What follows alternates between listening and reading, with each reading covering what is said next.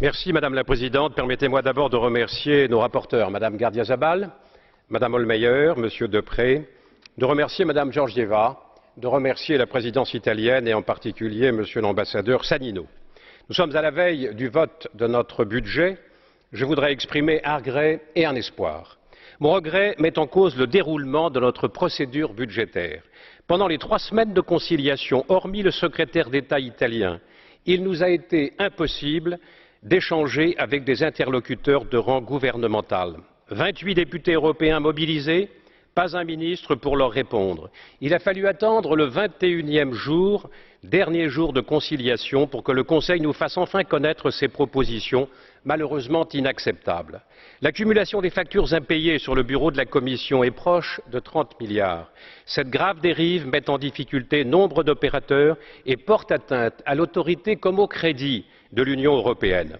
Je veux dénoncer l'attitude paradoxale du Conseil. En effet, l'Union européenne, en 2014, a bénéficié de ressources imprévues, 5 milliards, produits d'amendes et d'intérêts de retard.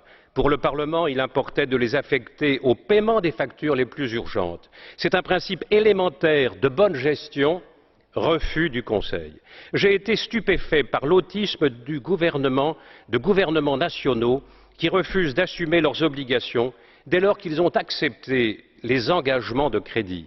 Absents de nos négociations, les ministres se donnent les allures de bons gestionnaires en refusant de payer ce qu'ils doivent. Faut-il leur rappeler que le paiement n'est que la conséquence mécanique de leurs décisions antérieures? En tout état de cause, ce que nous demandions ne pouvait au mieux que stabiliser la dette européenne. Là où nous attendions pour 2014 4,7 milliards, nous avons obtenu 3,5 milliards.